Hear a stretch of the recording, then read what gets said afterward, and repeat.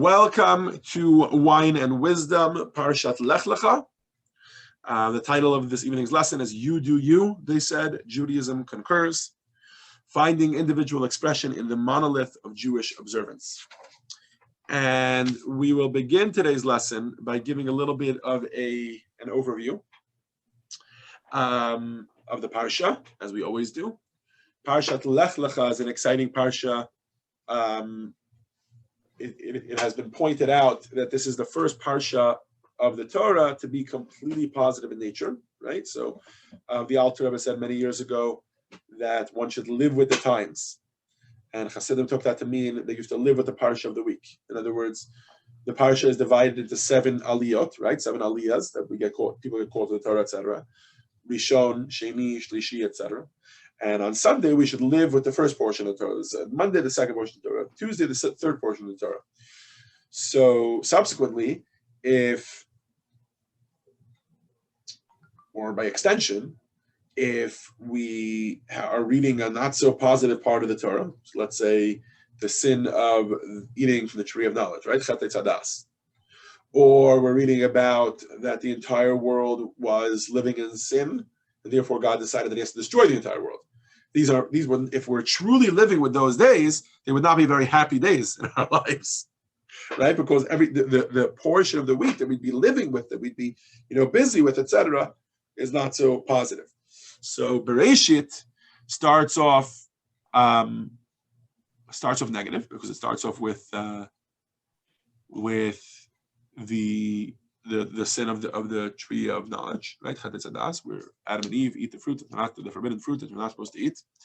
And it ends off positively because it ends off with Noach being born, or Noach being a righteous man. I hope I'm not messing this up. Parshat Noach, the opposite. Parshat Bereshit is positive because God is creating the world. It opens off positive because God is creating the world. And towards the end of the parsha, we have the sin of the tree of knowledge, and then the world going to pits, right? Where the world is terrible place. Parshat Noach opens up with the flood, which is negative, and then ends off with Abraham being born, which is positive, right? So we have opening with positive, ending with negative, opening with negative, ending with positive. In the Parshat Lecha, we get to live with Abraham the entire week. In other words, we go through all the different stories through Abraham's life, positive stories, I should mention. Therefore, we get to live on an uplifted level. This week, if you haven't been feeling it yet, this is an amazing week because we're literally living on the highest plane. We're living with Abraham the entire week. So there's a lot of tests in this week's Parsha, starting with the third test of Abraham. 2 of them are not mentioned in the Torah. I believe the first one is when he gets thrown into a fiery pit. Maybe that's the second one, and the first one is when he breaks the idols in his father's shop. Either way, the third test is at the beginning of this week's Torah portion when he leaves, when God commands him, Lech lecha me'artzecha, leave, go from your land, from your birthplace and from your father's house to the land which I will show you. There's the promise of God to Abraham, right? The covenant between the pieces. When God takes him between the pieces of the animals and promises him that he's going to be made into a great nation. But he also tells him about the exile that is going to be, right, of the Jewish people in Egypt, that God promises that he's going to take them out of Egypt. Lots of more tests. Abraham follows God to the land of Israel, or as it's then known, Canaan. And as soon as he arrives there, there's a famine. It's another test right there. There's an attempted rape at his wife when they do travel to Egypt to try to get some food. There is the test of the fact that God promises him that he's going to be made into a great nation, and yet he doesn't have any children. This entire parsha, he doesn't have any children. He doesn't have any children until next week with Yitzchak. There's also, as a result, one of the stories in this week's parsha is the story of Hagar, right?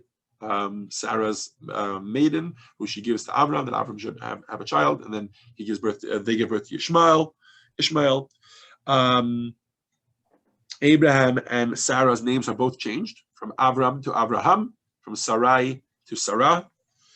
What else we got in this week's Torah portion? Oh, and of course we have the mitzvah of Milah, the mitzvah of circumcision, at the end of the Parsha, which is what we're going to talk about today. And we're going to use... Rabbi, I just wanted to correct you. Okay. Abraham didn't follow God. He walked before God. Correct. Okay. But when I say he I was just trying to be funny. I mean, no, it's fine. We were just talking about that. There is validity to what you're saying, which is why I said correct. But let me just clarify. The reason I was saying follow is because God tells him to do so. I know. I was trying no problem. Make you laugh. Thank you. I could use it. So I want to open tonight's class with a question, which is, in your view, is Judaism more community-centered, or is Judaism more about individualism and kind of fighting your own battle and going down your own route? In your view, Arnold, why don't you get us started? What do you think? Community. It's all about community? No. Okay. Definitely not. But more. It is more of a focus. Yes, much more of a focus on community. Kalman? It's both. Okay, but between the two, where would you say there's more focus? I don't think I could be pushed to choose one. To choose one. Okay. Arnold, I'd say, Ron, go ahead. I'd say it's both, but it's more individual. Because if you don't know what to do and practice that, then you won't spread it to others, so that it would be within the community. Got it. So you're saying because Judaism places such an emphasis on spreading the message to others, therefore it's important for you to know. Right. I just want to point out that essentially what you're saying is that Judaism is all about community, because it's all about spreading the message to others, but that in order to do that, you need an individual part. Is that right? Fair to say? That's it. Did you realize that? Okay. Arnold, why do you say it's more about community? Why? No, Arnold. I was asking Arnold because he had said earlier. Right. Yeah. Why it's more about community? Because the community gives the structure, the superstructure by which the individual can learn and behave. Without that structure, there are no boundaries. There are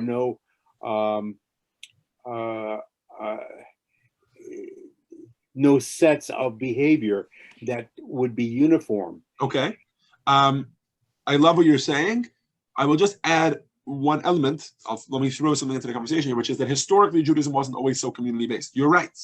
And there is a lot of community in Judaism right now, but there was a time when shuls weren't even a thing. There was only a Beit HaMikdash. Yeah, but there was always family.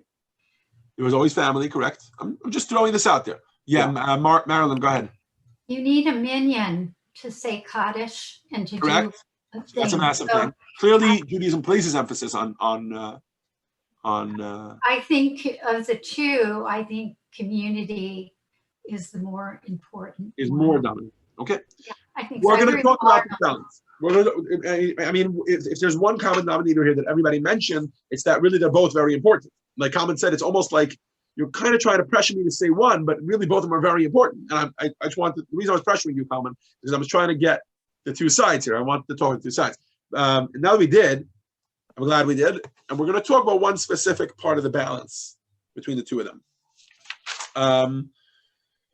But excuse me, we're going to do so through the lens of Brit Milah, the mitzvah of circumcision, and specifically we're going to talk about two elements that there are in circumcision. And what I mean by that is that actually the Jews were commanded to circumcise themselves twice. Not that they should circumcise themselves twice, but that they were twice commanded to circumcise themselves. Let's start with text 1, which is from Bereshit, or I should say from Bereshit 17:9 through 12. In other words, Parshat Lech, our Parsha, which is kind of the origin of Brit Milah. Arnold, you want to read for us? And God said to Abraham, "And you shall keep my covenant, you and your seed after you, throughout their generations. This is my covenant, which you shall observe between me and between you and between your seed and after you, that every male among you be circumcised. And you shall circumcise the flesh of your foreskin, and it shall be as a sign of a covenant between me and between you. And at the age of 8 days, every male shall be circumcised to you throughout your generations, one that is born in the house or one that is purchased with money from any foreigner who is not of your seed. Okay, so this is thank you, Arnold. This is the commandment that Hashem tells Abraham Avinu that he should circumcise every single male in his family. Now, let me just point out that in the first verse, Hashem is saying that you and your family should do so. In the second verse already, he's saying, this will be the covenant between me and all of your children, the great nation which is coming. This will be the covenant with them, that they should circumcise themselves. And there's and then at the end, there is a part of the paragraph which clearly emphasizes the point that he's talking about the future generations, which is uven shmonat yamim, that they should do it at 8 days old. Clearly, Abraham and his family are not being told to do it at 8 days old. They're just being told now, and Abraham is 99 years old, famously, right? And the rest of his family is at various ages. I mean, Ishmael, for instance, is 13 years old. But the covenant is being set at this point. Okay, so this is time number 1 in the Torah when we are commanded to circumcise ourselves. But this is not the reason we circumcise ourselves. The reason we do so is because of a verse in Vayikra, Leviticus. Arnold, you want to read for us? Sorry, you're muted. I apologize. Sorry.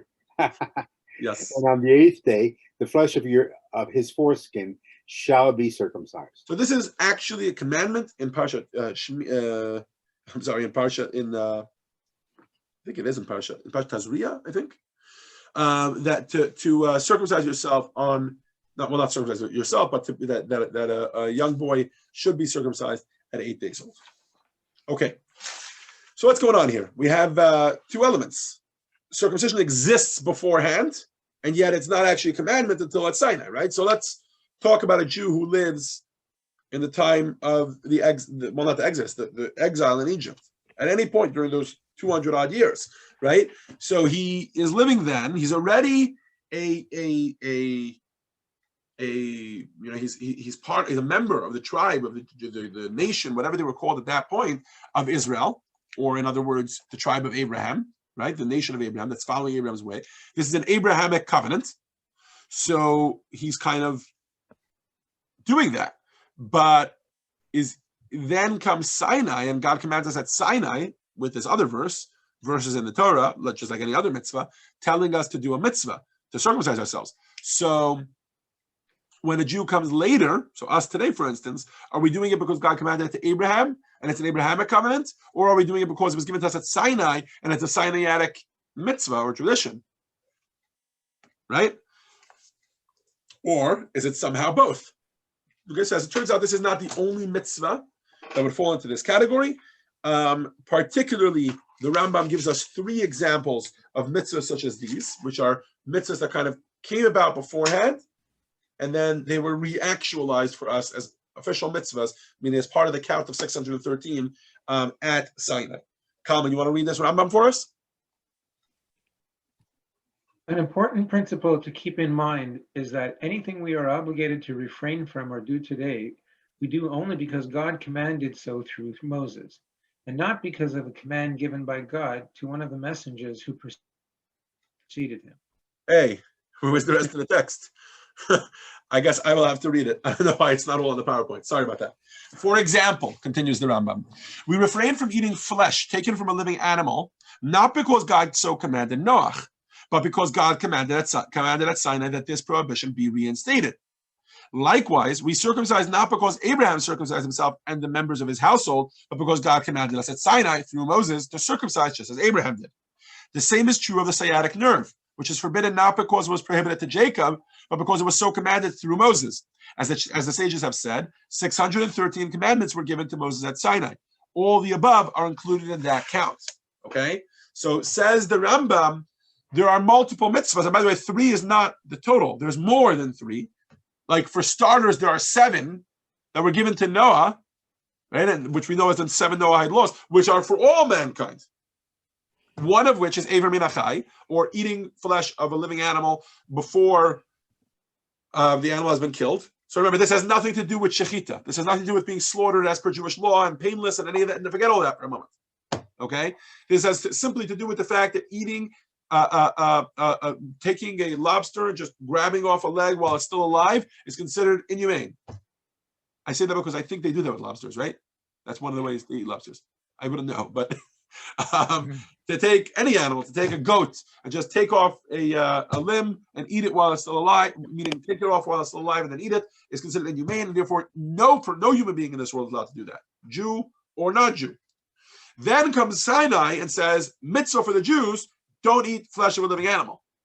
So we do so, says the Rambam, because we were commanded to do so at Sinai, not because there was some sort of previous commandment to do that. And even though, had we been the best Jew we could have been before Sinai, we would have kept that commandment. Now we're keeping it because of the Sinaitic commandment. Same thing, sciatic nerve. Jacob was commanded that none of his children should eat the flesh of the sciatic nerve of an animal because of the whole story with his wrestle with Esau's angel, right? Esau's angel.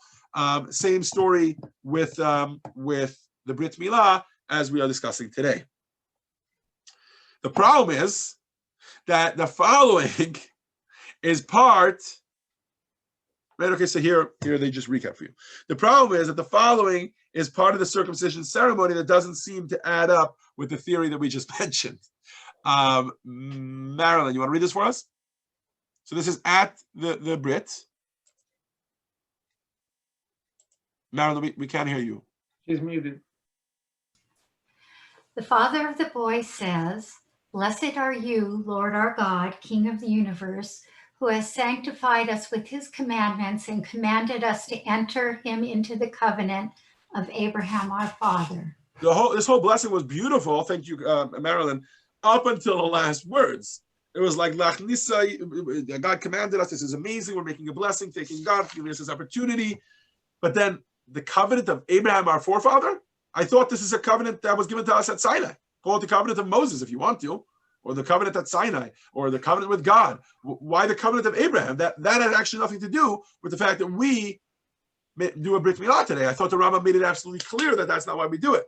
So clearly that is still part of the process. So there's kind of 2 elements to the mitzvah. There's the element of Abraham did this. This was a covenant that was made with Abraham, and we're kind of keeping that covenant alive. And then there's the mitzvah part of it, that at Sinai we were given this mitzvah, right? So big question on the table now, what are these 2 different elements of Brit Milah? Okay? Everybody with me here? If you insist. All right. So let's talk about this whole Sinai accepting of commandments business, etc., right? So here's a famous verse most of you are probably familiar with. Marilyn, you were in the middle of reading. You want to read again? Go for it. Text 5. And he took the book of the covenant and read it within the hearing of the people. And they said, "All that God spoke, we will do, and we will hear." And Moses took the blood and sprinkled it on the people. And he said, "Behold, the blood of the covenant which God has formed with you concerning these words." So first of all, let me just clarify, this is not the covenant of the Brit. This is actually a sacrifice that Moses was bringing at the time. And there's a discussion there about whether Moses was sprinkling the blood on the Mizbeach, it was on the altar that he had built, and just talking to the Jewish people, and he's saying, "I'm sprinkling this blood for this," or was he actually sprinkling it in the direction of the Jewish people? Either way, the point he makes is that because the Jewish people were all standing there. And by the way, earlier on, Hashem speaks to the Jewish people and tells them the 10 Commandments. And this is a little bit out of order here, but either way, Hashem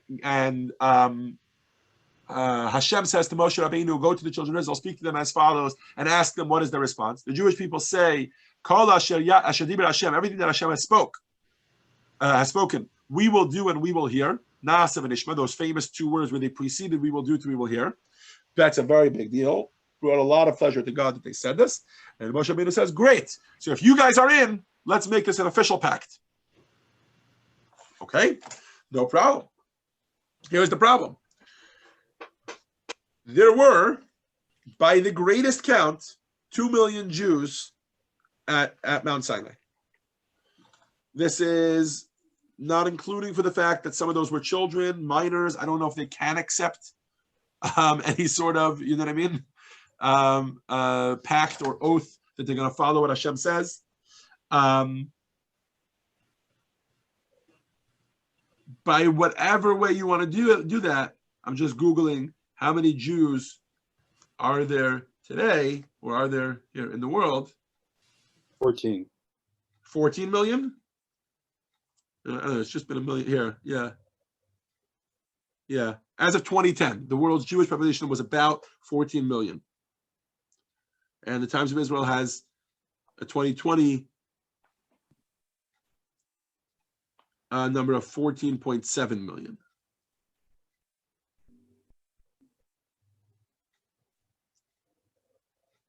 Either way, there are many, many more than 2 million.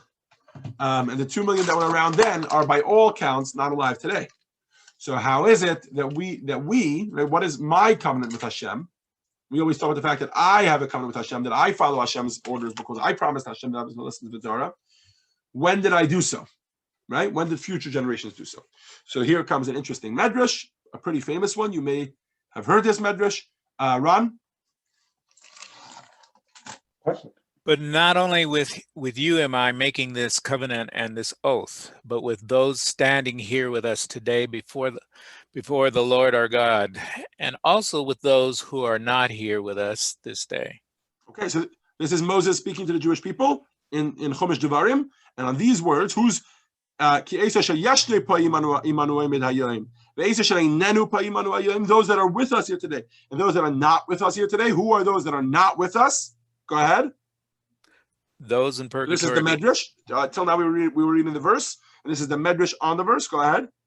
Those in purgatory became alive and rose to their feet, as the verse states, with those who are standing here with us today. All those who would be created in the future for all generations stood there too, as the verse states, with those who are not here with us. As the medrash, who are those that are standing here today? So anybody that had been alive up until then, and was in purgatory or wherever they were, came alive and rose to their feet. They were all now standing there today.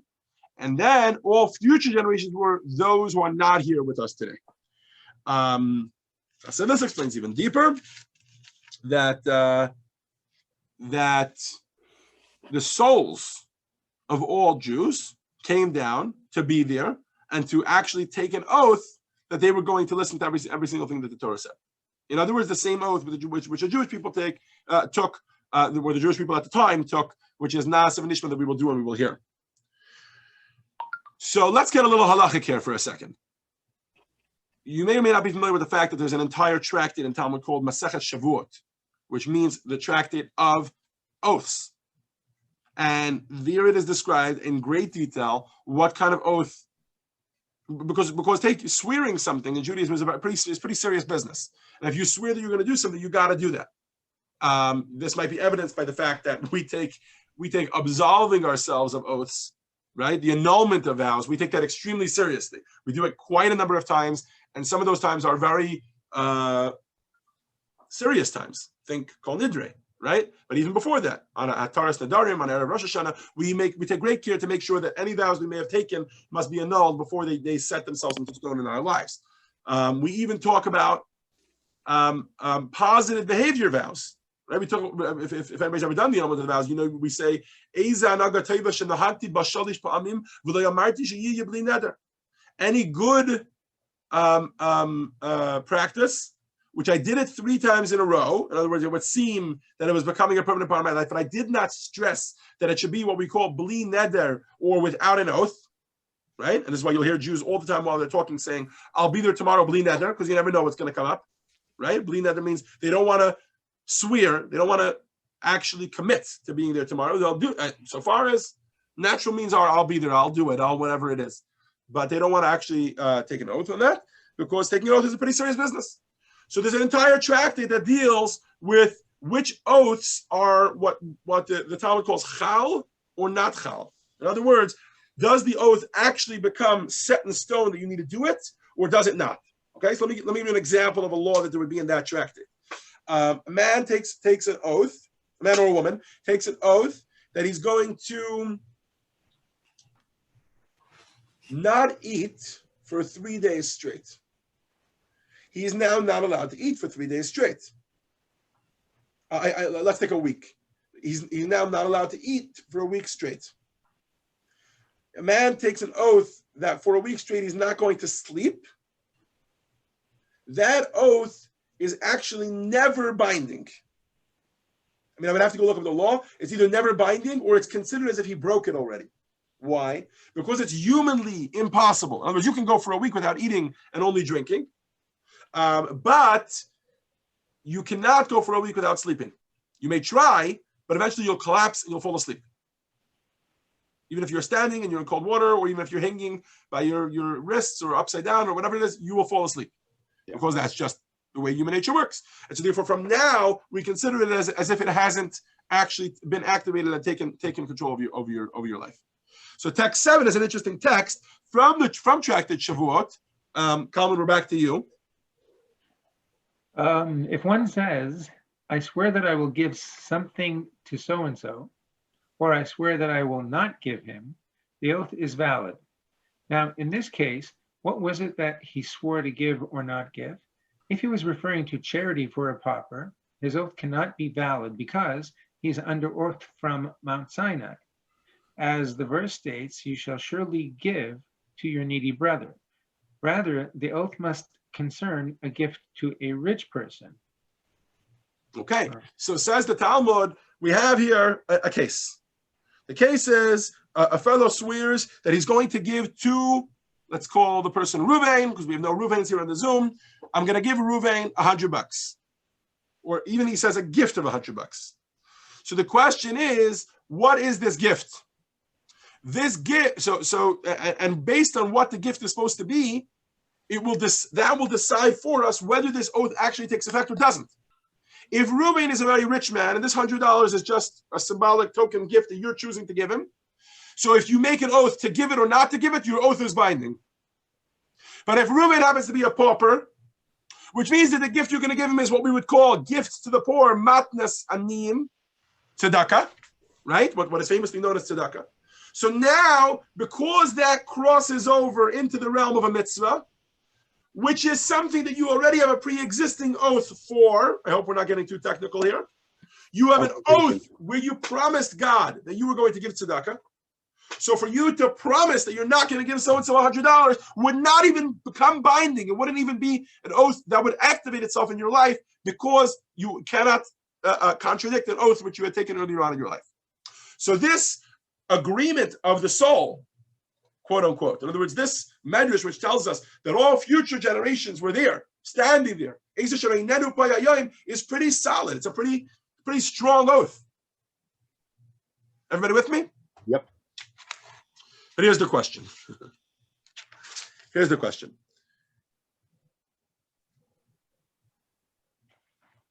Hold on, before we get to the question.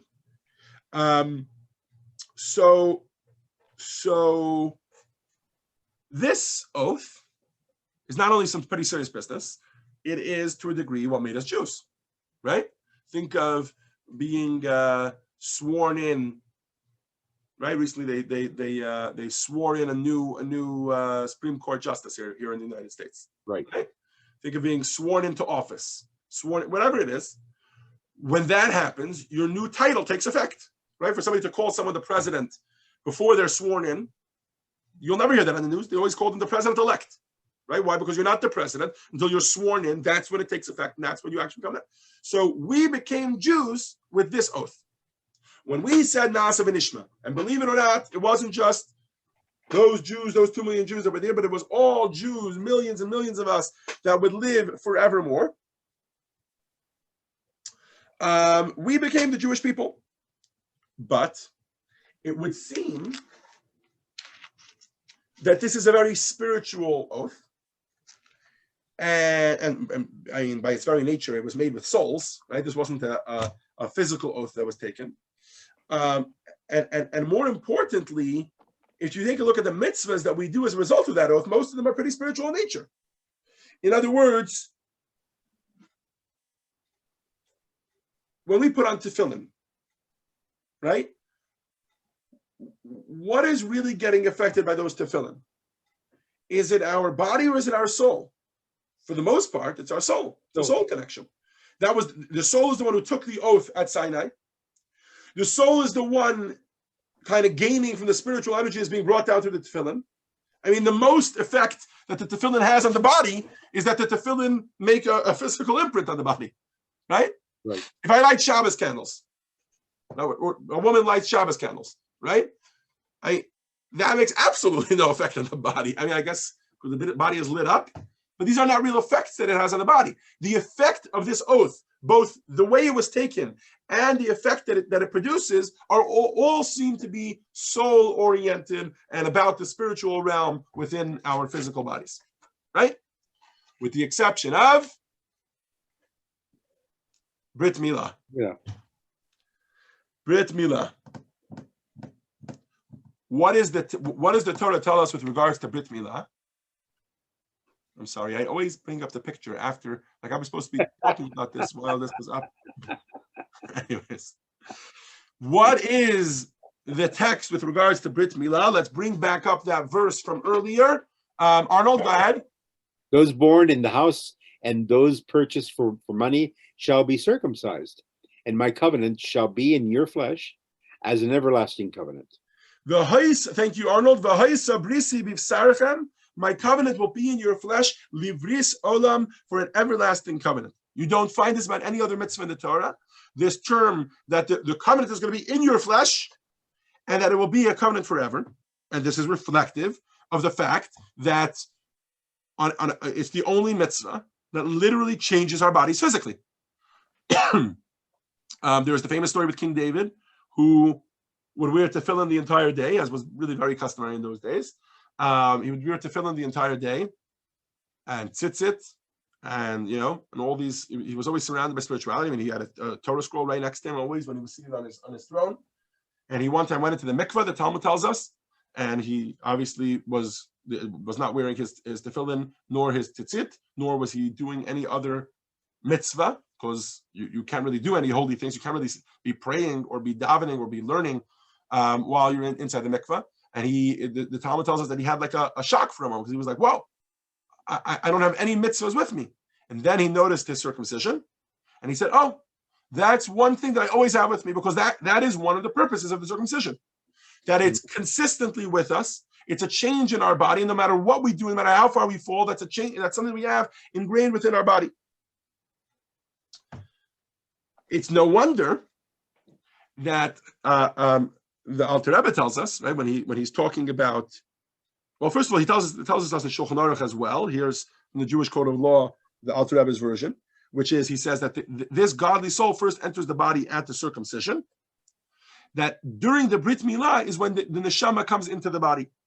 There's a wonderful song on this, but which helps me remember the words by heart. But there's a Yehi Ratzon, which means a kind of a little prayer that we ask God as we're at the circumcision. There's I believe it's said by the Father. Yeah, yes, it is. It's said by the Father, and it goes as follows.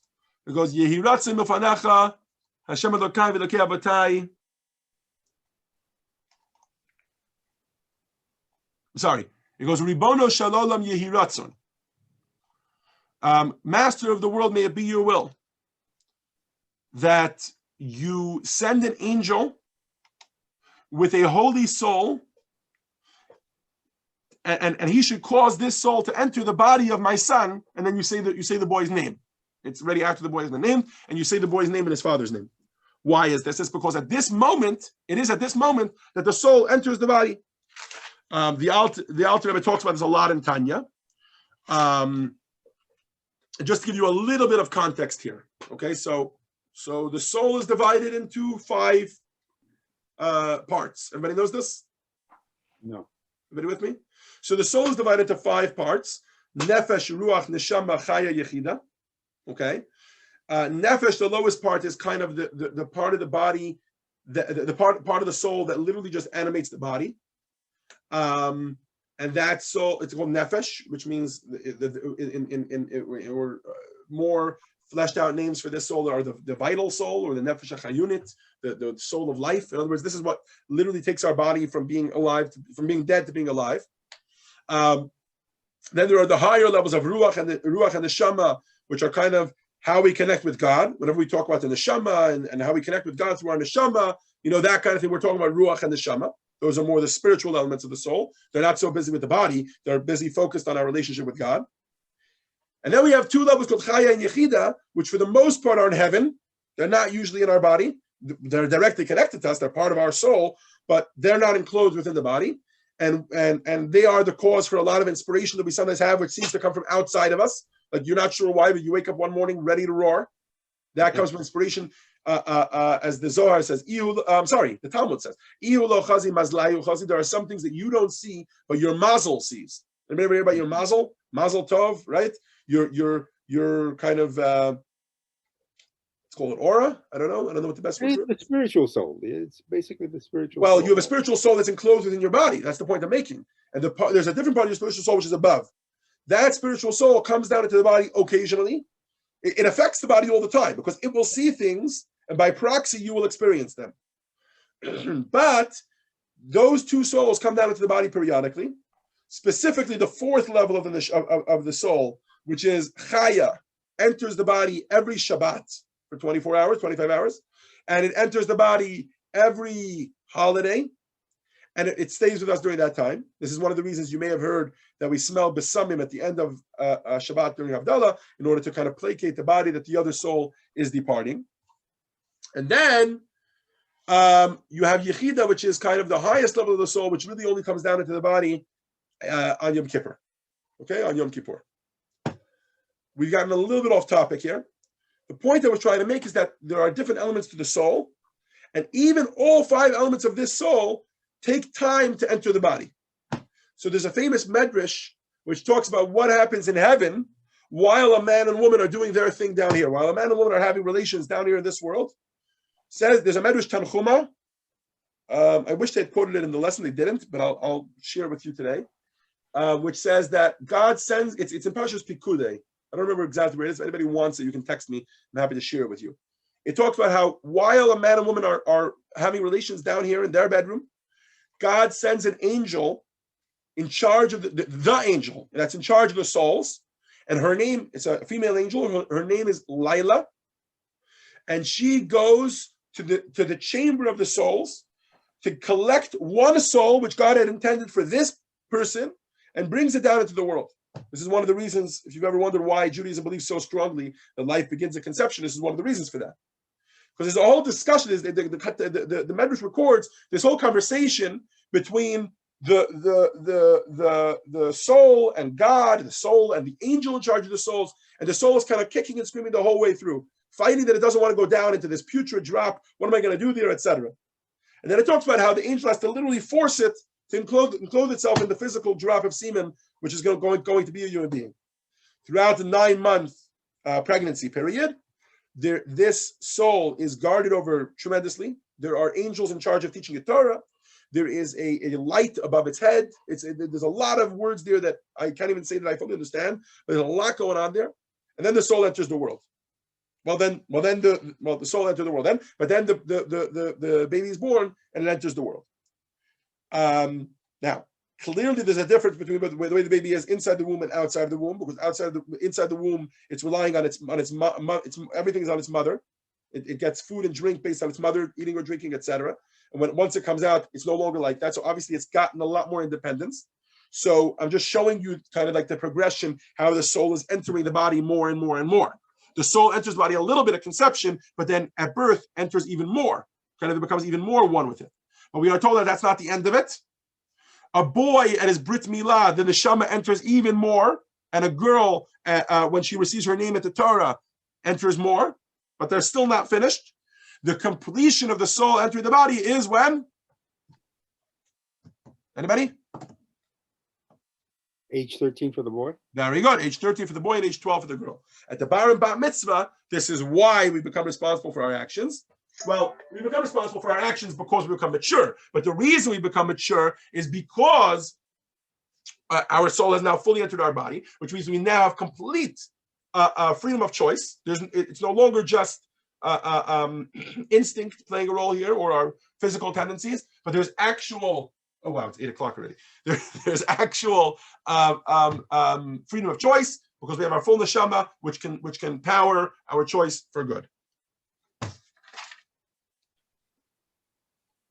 Let's see a little bit more about how that works. Ron, you want to read for us? This is the Rebbe talking about the entry of the soul into the body. The entry of the godly soul into the body refers to the point when a real bond between body and soul is created, wherein they become one entity. This is when the soul's impact becomes visible in the body. In contrast, when the fetus is still in its mother's womb, though it already has a godly soul, it hasn't yet entered and become one with the body. In fact, the fetus's standard vivifying life force is not yet apparent at all in the body, because the fetus still eats and drinks and is nourished by whatever the mother eats, etc. Even after a baby boy is born, when the soul has entered the body, it is not the godly soul that is apparent, but the standard vivifying soul. The entry of the godly soul into the body is a real, tangible way only begins at the circumcision, because then my covenant becomes part of your flesh as an everlasting covenant. That is when the covenant with God becomes stamped and sealed in the physical flesh of the body. Thank you. So this Brit Milah has a lot going on here, right? And I don't mean to keep abusing the men on this group, but this says a lot about the fact that men are born on a much lower spiritual level than women. There is a quote, which I wish, again, that they would have quoted in the text here, which is from the Talmud in, hold on, the Talmud in Avodah Zarah says, Isha kemande mehila damya, that a woman is as if she has this Brit Milah in her already. She's born kind of circumcised, meaning in terms of the spiritual level of that. Okay, so great. So Brit Milah is a very unique mitzvah. Brit Milah causes a physical change in the human being, and it's a very big deal that it does that. That's why the neshama finishes, or at least continues. There's a tremendous impact of the neshama coming into the body during that time. But this is clearly not a Sinai invention, right? Because if this was a Sinai invention, then every mitzvah would do that.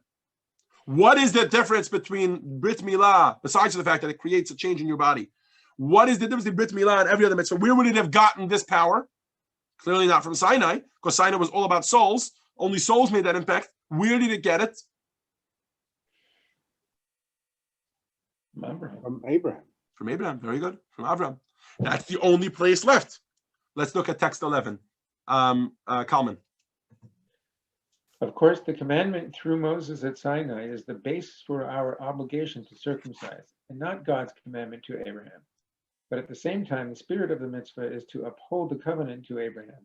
In other words, God commanded us through Moses to initiate a child by means of circumcision into the covenant that he established with Abraham. So there are two things going on at a Brit Milah. Number one, there's a general thing. It's a mitzvah like every other mitzvah. And number two, in fact, the Rebbe mentions these words. I don't know why I'm saying this. This is text 12. Kalman, you want to finish off for us? There are two components to the Brit Milah. On the one hand, it is a mitzvah, just another one of the 613. But on the other hand, Brit Milah represents a far more global idea, the covenant between every part of a Jew and God. In other words, it signifies the totality of every Jew's holiness. How powerful is that? So there's two things going on. Number one, it's just a mitzvah, like every other mitzvah. And number two, it's also showing us that there's an ability that we have to be totally devoted to God, to stamp godliness into our very body, like that it can really flow throughout everything else, and it can show in everything else that this aspect is true, that we belong to God, that we are going to follow God, etc. In all ways. That's what I can find for this is totality, right? That word that he says. And I want to point out something very interesting in the Brit Milah ceremony. You see, at one point, the Brit Milah ceremony, if you've ever been to a Brit, you've seen this, there's a 3 kind of responsa section. The mohel says something. Then the father of the boy, of the young child says something. And then the whole crowd responds with something. And if you follow carefully, you can see these 3 stages. Okay? Step 1, the mohel says, "Blessed are you, Lord our God, King of the universe, who has sanctified us with his commandments, commanded us concerning circumcision." What is being stressed here? Just the very specific aspect of this being a mitzvah. I'm about to do a mitzvah here. That's it. This is a very simple mitzvah. Right now, it's nothing more than that. Where did we get this element of this mitzvah from? Sinai, just like all the other 613 commandments. The Father jumps in and adds another element here. He says, "Blessed are you, Lord our God, King of the universe, who has sanctified us with his commandments and commanded us to enter the covenant of Abraham, our forefather." What is the covenant of Abraham? He's adding another element here. The Moels only call this a mitzvah from God. Right? A mitzvah, just like any other mitzvah we were commanded at Sinai. He adds the Abrahamic Covenant, which is basically saying that this is not just a simple, specific mitzvah. This is a much more general mitzvah. This is a mitzvah that really embodies all the mitzvahs. It's going to stamp godliness into this human being, bring the neshama down into his body, and really make it a real part of it. Right? And then what happens? There's this very specific blessing that's actually written down in liturgy, which is what the crowd is supposed to respond. What do they say? They wish the child that this stamping of totality of godliness in his life should not stay with the Brit Milah. The Brit is the only one that shows it physically, but he should be able to make it flow throughout every other mitzvah in his life. What does he say? Sorry, what do we say? What does the crowd say? Kishem shenichnas lebrit, just as he entered into the covenant, so may he enter into Torah, into marriage, and into good deeds. When it comes to Torah,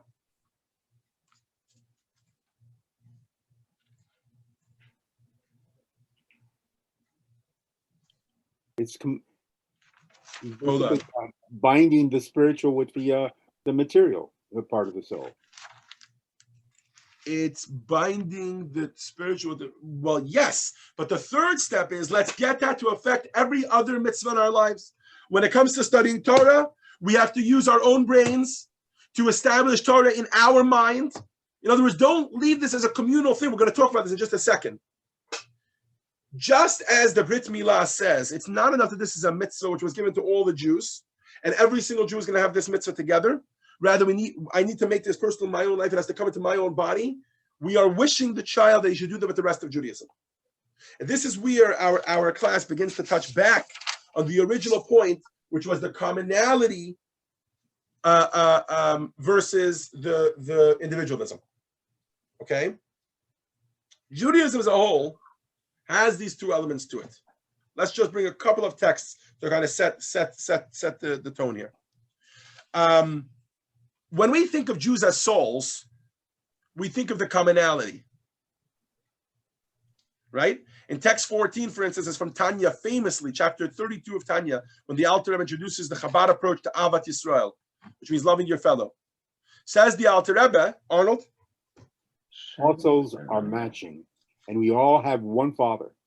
That is why all Jews are all called brothers, because they literally are brothers at the root of their souls in God's oneness. I cannot think of a better. I'm sorry. Go ahead. It is only only their body cells that distinguishes them one from another. Thank you, Arnold. I cannot think of a better text to stress the commonality part of Judaism. This is not so much the community part. This is the commonality part. Every Jew is exactly the same, and if we have to love every single Jew no matter what. And in order to achieve that, it's extremely necessary that you don't look at a Jew's body. You know why? Because I only see 3 Jews on this Zoom, but I know there are 4, right?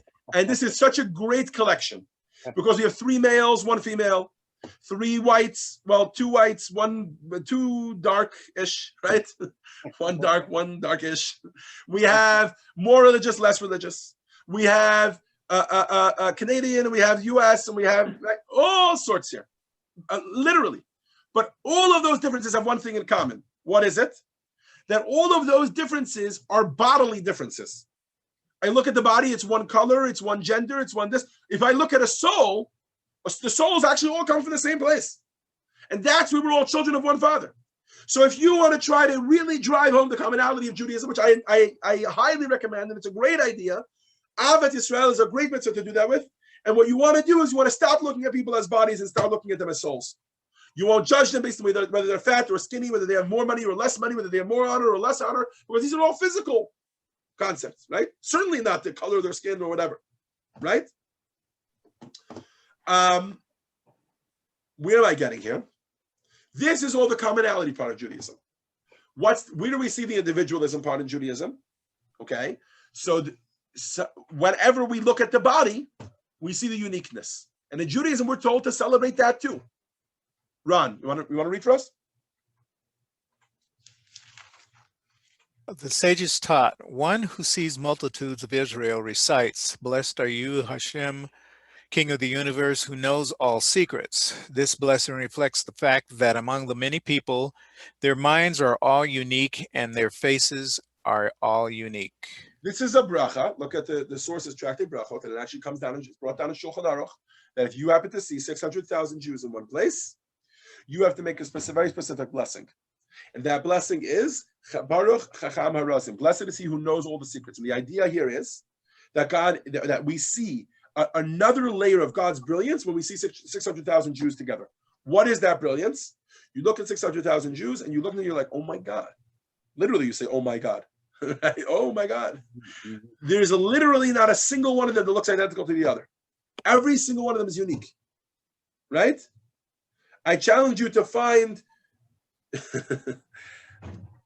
two Mike and Ikes that are unique.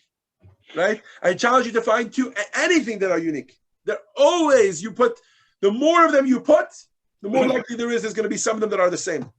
Right? I won't belabor the point.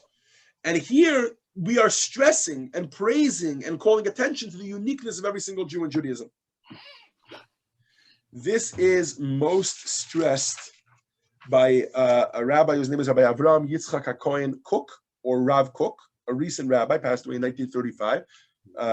There's a whole movement in Eretz Yisrael of Jews who follow his path, etc.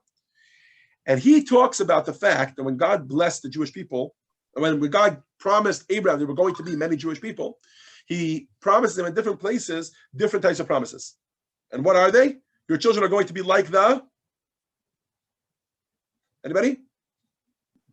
There are going to be so many. Stars in the sky. Like the stars in the sky and the dust of the earth. And the dust of the earth. So Rav Kook asks a simple question. He says, why two analogies?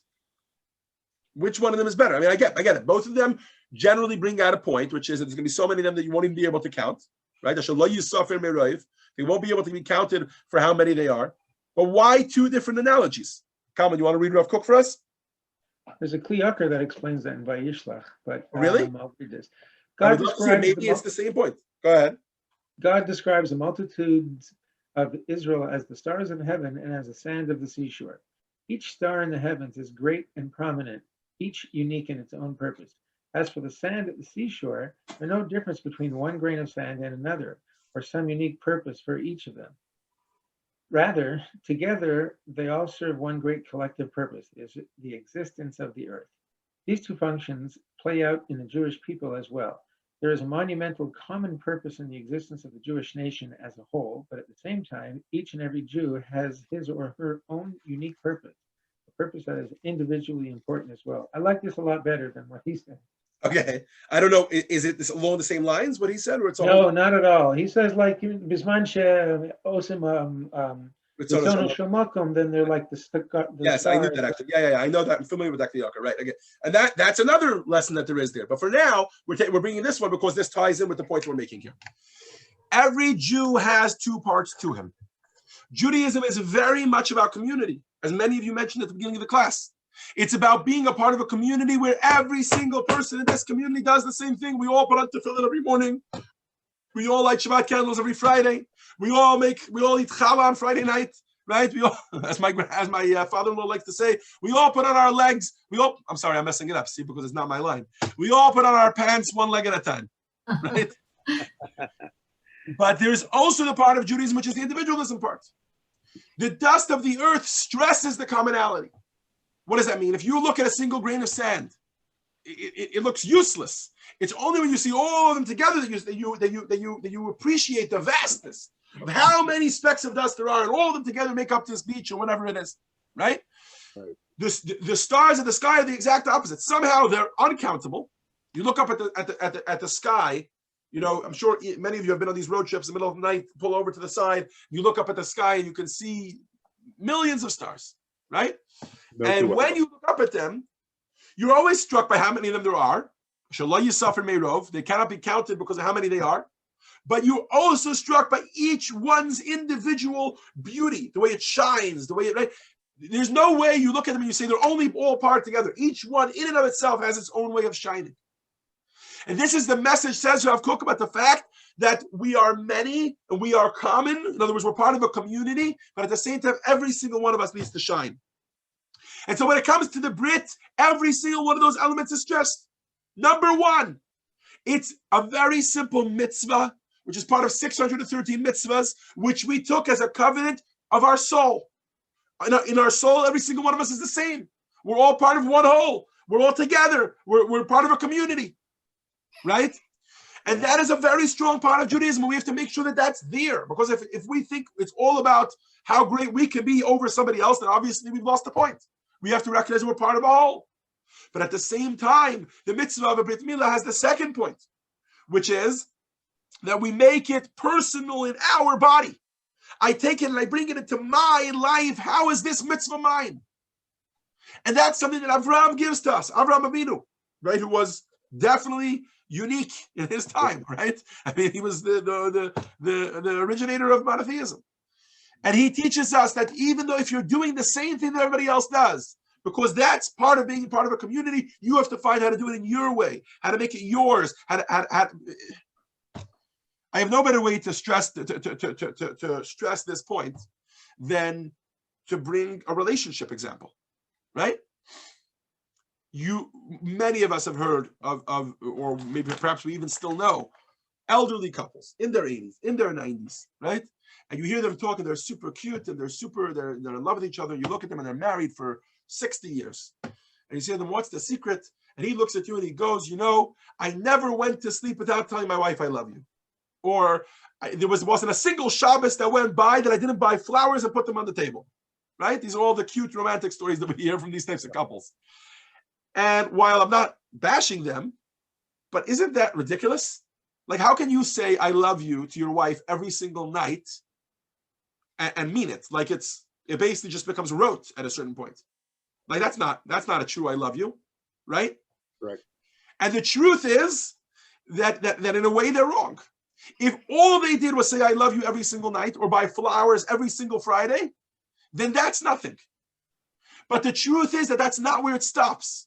He says, I love you every single night, which is an amazing display of affection that his wife knows that relationship is consistent and it's there and it's firm and it's always there. And yet, I promise you that after they've been through a big argument, and that night, and then they make up for it, whatever, and that night he tells her, I love you, that I love you has a whole different weight, right? Or if he's been gone for 6 months, and then he comes home and he says, I love you, right? Instead of calling on the phone or FaceTiming in or whatever it is, he says, I love you in person. That I love you is a whole different weight, right? So every relationship requires the consistency, the every single day, no matter whether I feel it or not, it's there, right? And every aspect of Judaism is like this. We daven every single day, whether we feel like it or not. We put on tefillin every single day, whether we feel it or not. We keep Shabbos every week, whether we're in the mood of it or not, right? Whether it's convenient or inconvenient. I promise you both of those exist. Right. Sometimes we're super in the mood of Shabbos, and sometimes it's, oh my God, I wish I could just finish this job, and you just can't, right? Right. That consistency is important, and then it's important that in every single that it has its ups and downs, that it has its way that it's yours, it has its personal and passionate and emotional way that you invest in it. And while we wish the young boy, the 8-day-old boy at his Brit, we tell him, just as you are having this Brit, and you're taking a covenant upon yourself that your Judaism is not just going to be part of a community, it will be part of a community, but it will also be your own and personal. That's the way you should study Torah. Study with your brain, make an impact on yourself, use your own intellect in order to do it. Right? The Torah, lechuppah, bring it into your intimate relationships, your interpersonal relationships, not just intimate relationships, but all of your interpersonal relationships with all the people around you. Right? Let the Torah flow into everything in your life. The Torah and mitzvahs, your covenant with Hashem should flow into everything. And into your ma'asim tovim and the way you act with other people. It should be yours. You shouldn't just do mitzvah because Hashem tells you to, or because it's part of a community. You want to do the same thing. Those are also important reasons to do mitzvah. But we should also make it ours and play to our strengths. Use our own individualism, right? We make a blessing that there are 600,000 Jews and not a single one of them is the same. Use your lack of sameness to serve Hashem. And I want to end off with this powerful letter from the Rebbe. Text 17. Marilyn, you want to read this for us? So this is a letter of the Rebbe, as you can see on the side. This is a letter of the Rebbe to Jacques Lipschitz, who was an artist. Go ahead. Lipschitz, yeah. You write that there must be an outlet for special talents, including that of the art of sculptures among Jews. And you mentioned the eruption of such outlets in recent generations. It is true, of course, that such talents seek expression, but the Shulchan Aruch provides ample room for such expression without infringement of the Torah. It is the duty of the Jew to recognize that his creativity and special talents are bestowed upon him by God. Whether or not he harmonizes those talents with the Torah depends upon the artist himself. The same applies to every field of human endeavor, not only art, but also science. I love this letter. You know why I love this letter? You know why I love this letter? Not because the Rebbe is telling him to use his talents to serve Hashem. I think that's a very common theme. We see that very often from the Rebbe, etc. There's a different point that the Rebbe is mentioning here, which is as follows. The Rebbe stresses that there is a way within the framework of Shulchan Aruch to do this.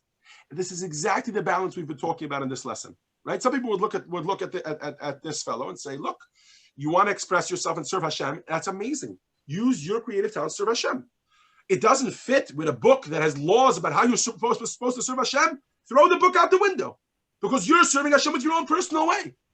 But here it says that no, there's a way to perfectly blend the two.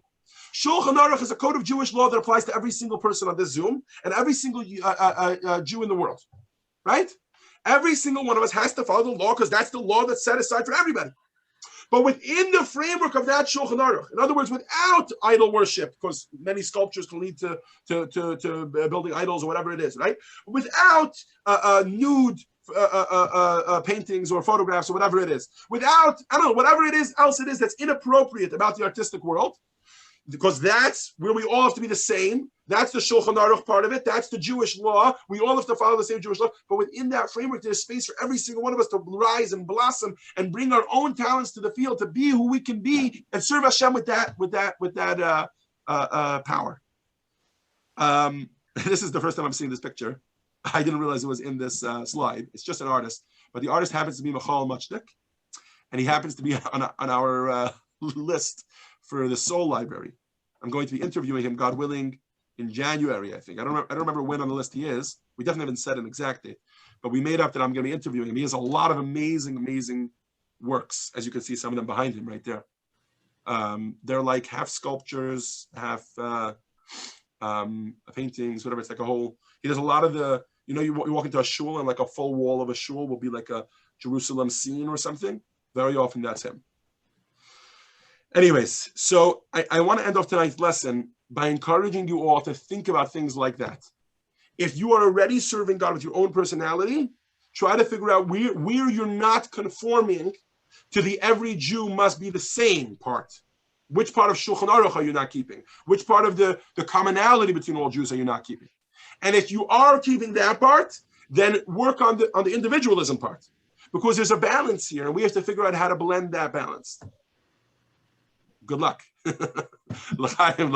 It's not an easy task, and I recognize that. But it's extremely important because it's a tremendous part of Judaism. Have a good night.